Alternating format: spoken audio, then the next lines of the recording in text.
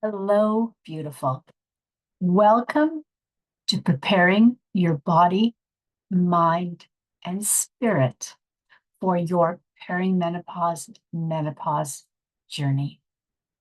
My name is Simi. I'm your Ayurvedic medicine practitioner, functional medical consultant, certified menopause coach, clinical nutritionist, and master herbalist, as well as a certified yoga teacher and on the faculty of trauma-informed psychology yoga practice. Welcome. Thank you for joining me on this heartfelt journey of preparing your body, mind, and soul for the menopause transition. I truly believe this is a game changer. Like most things in life, the better prepared you are, the better your results. How does this apply to menopause? If your body, mind, and spirit are working at the optimal level, then your menopause transition will be smooth, relative ease, and full of joy. And that's what I want from you. I don't want you to suffer through menopause. I don't want you to lose a piece of yourself. I want you to thrive. I want you to find joy as you transition through menopause. And I'm going to show you how. We're going to work on specific areas of the body, mind, and soul that need to come into balance before menopause. So let's start.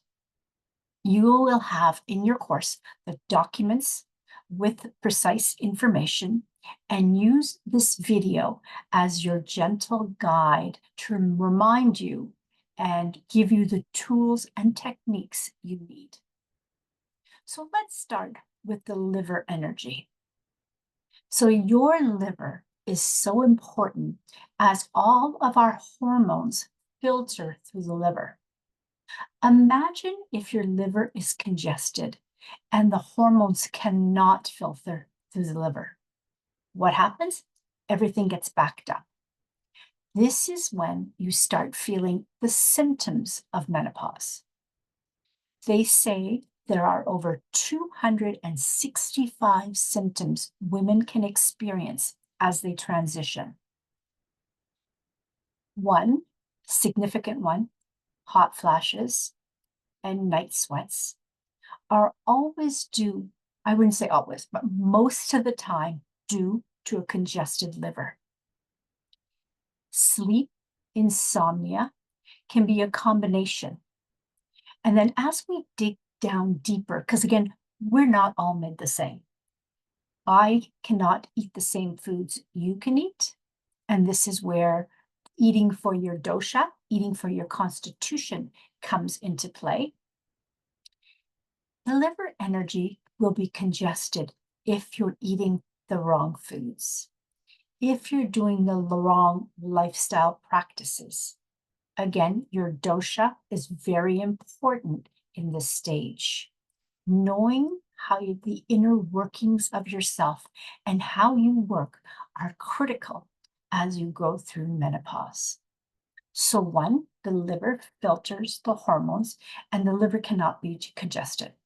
Some of the symptoms of a congested liver can be hot flashes, night sweats, insomnia, loss of quality of sleep, a little bit of anger or judgmental, condescending. Those are all emotional triggers that say maybe your liver is a little bit stagnated or congested and needs a little help. So in my program, you will find what I recommend in terms of healing the liver energy. So that's one place to first examine is the liver organ and doing a little bit of face mapping. Ayurvedic medicine believes all the lines on your face tell you what's happening inside your body. So the liver energy is on the right side, and it's on the right side of our face. So it's a subtle line that comes up from the inner eye, the eyebrow going up. The deeper the line, the more congested the liver energy is. The more subtle the line is, the more subtle the energy is congested. If you have no line, then your liver energy is fine. So that can give you a little bit of a clue of what the inner workings are. Now, let's focus on your adrenals. Now, this is a big one, especially for women.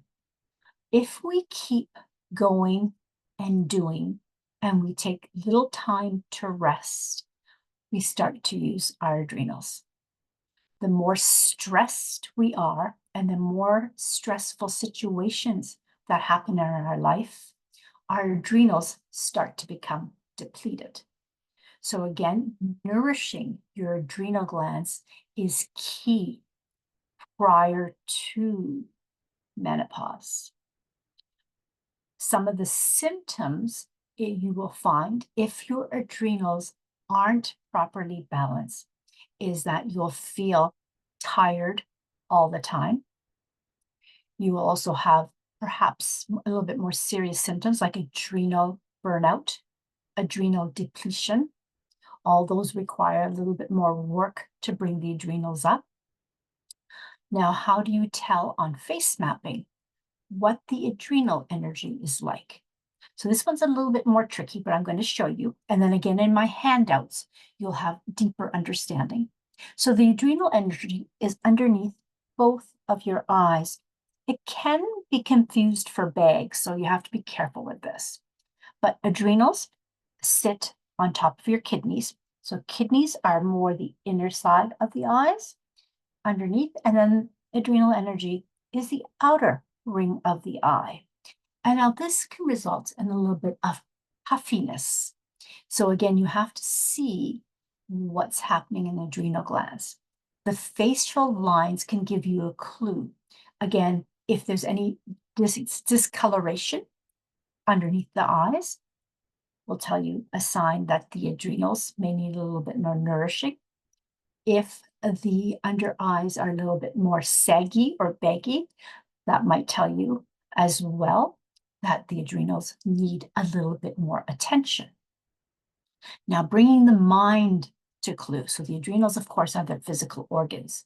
If we go into the mind part of Ayurvedic medicine, if your mind is overactive, meaning your mind continues to chatter all the time, it keeps going and going, you always have thoughts, the mind isn't quiet. That can give you also another signal that your adrenal energy may be out of balance. So again, in my notes, in the handouts in this course, you'll have the information how to bring back your adrenals back to balance and how to nourish those adrenal energies. The first things I say to women, and these are women usually who are more kapha. Kapha in the Ayurvedic medicine is the water element. So the ones that can be caregivers, the ones who keep giving so much of themselves to others that they forget to give back to themselves. This is a key one to show that the adrenals may be depleted. And now let's move to digestion.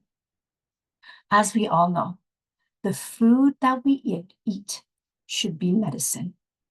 Ayurvedic always looks at food as medicine. If we eat the right foods for our dosha, for our constitution, this will heal us. If we eat the wrong foods, that will harm us. So as you come into the menopause stage of life, foods is very important. You need to eat the foods that nourish your soul, that nourish your mind, that nourish your physical body. Eating the wrong foods can harm us and cause digestive ease, also injury and more symptoms in the digestive tract.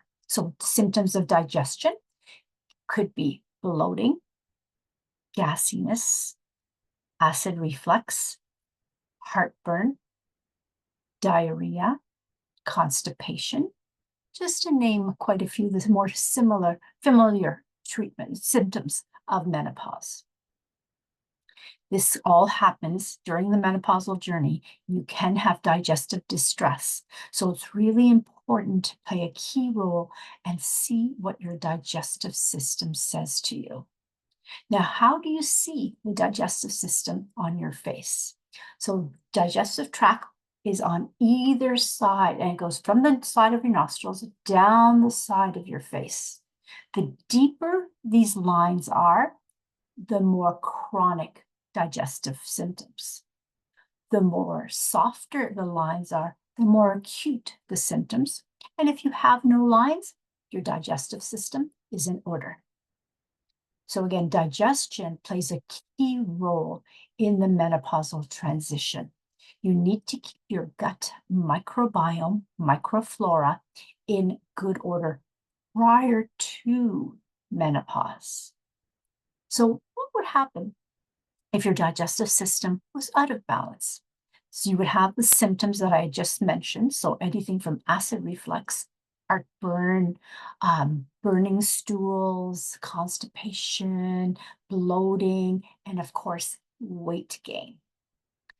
This is a big one for a lot of women during menopause. So again, to make sure and to ensure that you don't gain too much weight because of the loss of hormones, you want to make sure before you go into menopause that your digestive system is running at an optimal level. And again, I go deeper into the handouts of what exactly this means and how to do this.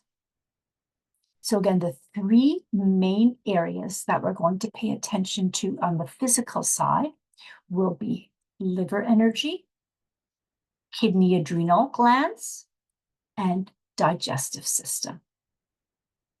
Along with this, we're going to make sure that our soul is perfectly nourished. We want to be sure that we thrive during menopause. So a big one with this is make sure that you always feel grounded. Grounding is really important. You can find that you're not grounded if your mind is overactive. If your mind is always talking to you and you can't seem to quieten the mind, that tells me that you need to be more grounded. So again, in my course, I'm going to show you grounding techniques and a grounding meditation. So two ways to make sure that you always feel grounded. One being more physical and the other one being more soulful. So grounding is very important during menopause. So let's get started on our program. Keep this video handy so you can always refer back to it. So let's go do a little bit of face mapping just as a recap. So one, liver energy, right side, straight line going up. Adrenal glands at the very bottom of your eyes, almost like a baggy eye. Digestive tract, sides of the nostrils coming down through the sides of the mouth as digestion. And again, in the handouts, there are more detailed techniques and also more detailed tools for you to show you how you can make sure before you start your menopausal journey, your body, mind, and spirit are at the optimal range for you. Everything is working in perfect order. So when you come into menopause, you don't have to suffer. You don't have the symptoms. I'm always here to guide you and help you. So reach out personally if you need extra personal attention. My email address is there for you, and I would love to hear from you. Holding your hand on this journey of menopause, may you find ease, grace, and peace as you cycle through your menopausal journey. Thank you.